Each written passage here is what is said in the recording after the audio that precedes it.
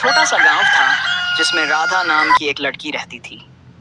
राधा बहुत ही सीधी सादी और दिल की साफ थी। वह किसी का दिल नहीं दुखाना चाहती थी और हमेशा सबकी मदद के लिए तैयार रहती थी।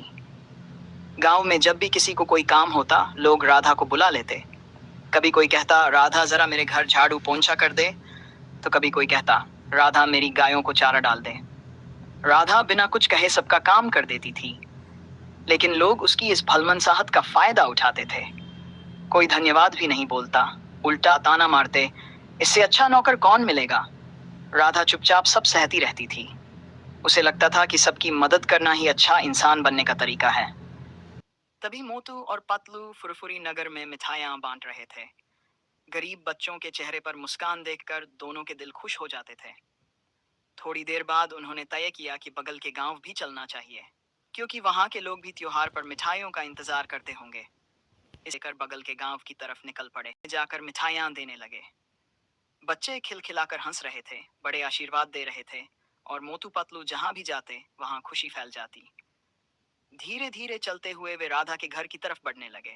वहां पर मोटू पतलू ने देखा कि एक लड़की है जिसे लोग देखकर हंस रहे हैं, और वह झाड़ू लगाकर बाहर साफ कर रही थी। मोटू पतलू ये देखकर हैरान हो गए। उधर से उसकी मम्मी आवाज दे रही थी, बेटी घर आओ, मेरी मदद करो। राधा ने जब मोटू पतलू को देखा तो वह हैरान हो गई। मोटू पतलू अंकल, आप यहाँ? राधा पहले से मोटू पतलू के बारे में सुन चुकी थी, इसलिए वह दोनों को अच्छी तरह जानती थी। जैसे ही उसने मोटू पतलू को देखा, वह उनसे बातें करने लगी। मोटू पतलू भी उससे और उसकी मम्मी से बातें करने लगे। फिर उन्होंने राधा और उसकी मम्मी को मिठाई दी और बोले, रुको जरा, हम दोनों आते हैं। आप लोगों को किसी भी बच्चे पर हंसना नहीं चाहिए। इससे बच्चे के मन पर बहुत बुरा असर पड़ सकता है। देखिए, किसी की मजबूरी या स्थिति का मजाक उड़ाकर फायदा मत उठाइए। भगवान सब देखते हैं।